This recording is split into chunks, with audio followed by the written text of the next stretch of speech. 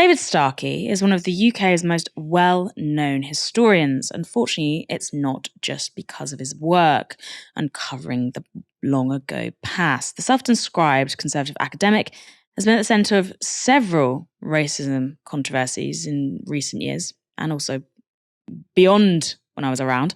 And on the eve of the coronation of King Charles, Christmas for right-wing historians who specialise in the monarchy, he's taken the opportunity to do a little bit more racism as a special coronation treat. This time it's directed at Prime Minister Rishi Sunak, who Starkey blames for, quote, a lot going wrong around the coronation ceremony. Here's Starkey talking to Andrew Pearce and Bev Turner on Thursday. I'm glad you mentioned the Prime Minister then, because the Prime Minister now has been, in my mind, detached, or at least semi-detached from this coronation. Invisible. And I think one of the reasons that I think a lot has gone wrong, for example, why Parliament has not been properly represented at the coronation of a parliamentary monarchy, is because the government isn't interested, is not interested in the Constitution. You have a Prime Minister, I think, a man of immense talent, of extraordinary skill, but really not fully grounded in our culture. Now, I know that's a difficult and controversial thing to say, but I think it's true. And again, this coronation is going to highlight far too much, I think, our differences rather than what you might say. What do you mean by that? Do you mean in terms of religion? In terms of religion. That's not a dog whistle. That's a foghorn. Now, Rishi Sunak was born in Hampshire. He went to one of Britain's top private schools, and he is the child of parents who migrated to the country because of the British colonial project. A posh boy Tory. Sadly, you can't get more grounded in British culture than that. But according to Starkey, being a brown man who practices Hinduism, not grounded in British culture, smells like straight-up racism to me. The GB News didn't seem to care, though. In fact, they merrily promoted the clip on social media, but after an outcry, this tweet was swiftly deleted. Starkey is a GB News regular, and as we mentioned, he is also a regular offence merchant. Remember this from a 2020 interview with Darren Grimes. Slavery was not genocide. Otherwise, there wouldn't be so many damn blacks in Africa or in Britain, would there? You know, an awful lot of them survived.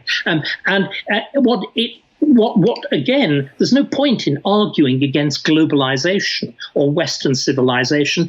They are all products of it. We are all products of it. The honest teaching of the British Empire is to say, quite simply, it is the first key stage of world globalization. It's probably the most important moment in human history, and it is still with us. Its consequences are still on, and generally speaking, in most ways, actually fruitful. There are downsides, again, as the Brexit vote demonstrated. So that's how you go about tackling it. And as for the idea, as I said, that slavery is this kind of terrible disease that dare not speak its name, it only dare not speak its name, Darren, because we settled it nearly 200 years ago. We don't normally go on about the fact that Roman Catholics once upon a time didn't have the vote and weren't allowed to have their own churches because we had Catholic emancipation. And you know what? We had Catholic emancipation at pretty much exactly the same time that we got rid of slavery in the 1830s. Mm-hmm. We don't go on about that.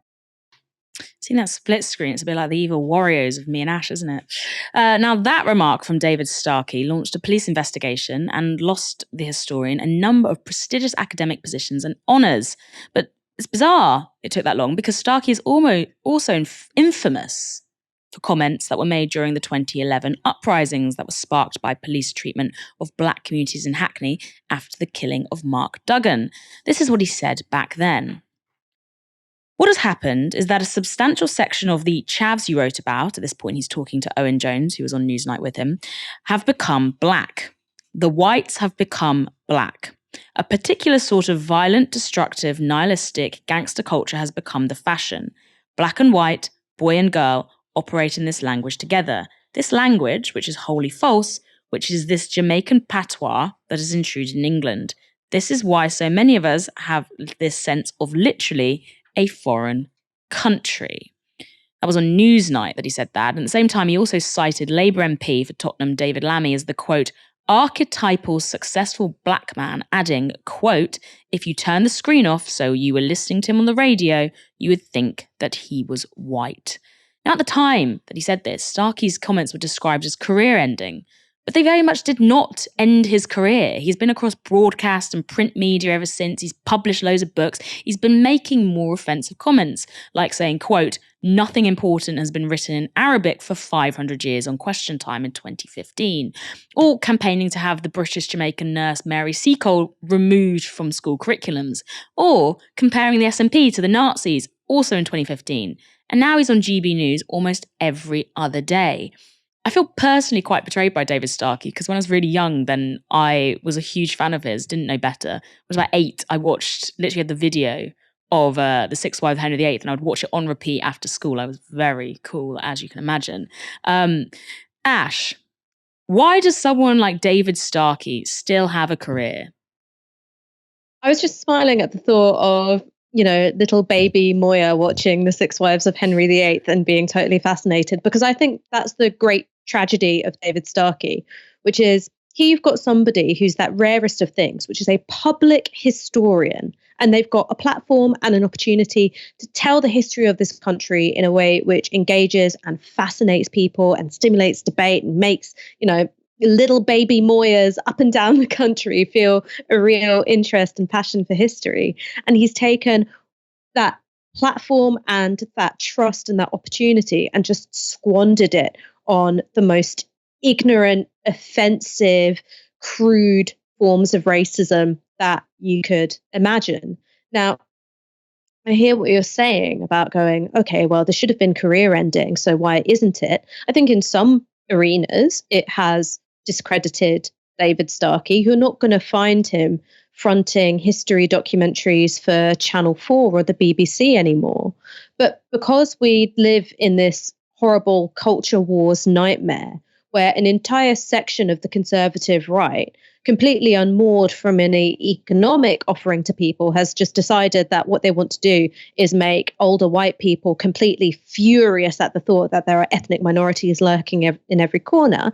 David Starkey is able to pivot to that kind of media ecology to spread a message which reinforces those views. Now, of course, I'm not saying that all older white people think this way, but that's the demographic that the likes of GB News are trying to make angry and trying to make them feel a sense of simultaneous aggrievement and superiority. And that's the space that David Starkey operates in. Because when he's talking about race, inevitably it's in terms of cultural superiority. So the British Empire was a good thing because it was the start of globalization.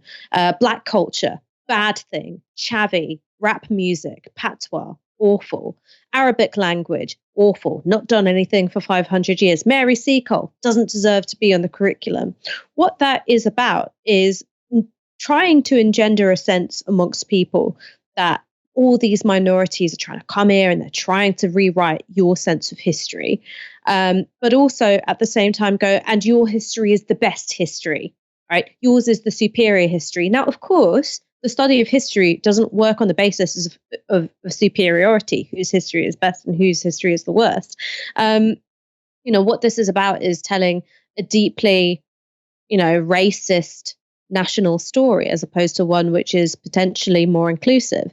And even somebody who is a dyed-in-the-wool conservative like Rishi Sunak, who has had the most quintessentially English elite experience of having attended Winchester College, then gone to Oxford, then gone to work in the city, and then, of course, becoming eventually the leader of the Conservative Party. That doesn't demonstrate enough of a connection to Britishness or Englishness in someone like David Starkey's eyes, because ultimately what's being hinted at there is a kind of blood and soil nationalism, where if you've got brown skin, or if you've got a different religion, if you've got something which obviously marks out immigration as part of your family story, you don't really belong here. You don't really have a connection here. Now, not only is that a load of shit historically, because obviously for, millions of people in this country, their parents or their grandparents or great-grandparents came here because of British overseas colonial territories. Even if that's not the case, you become part of a country by living in it, by, forming relationships and having a sense of cultural attachment to the place where you are. And, the one thing which is encouraging for me about David Starkey is that he only has GB News now. And he'd gone from being that pinnacle of a public intellectual who had fascinated, little year 1, year 2 Moya or whenever it was, to now just having, a blank-faced Darren Grimes nodding along, completely unable to understand what's being said to him. What a fall from grace.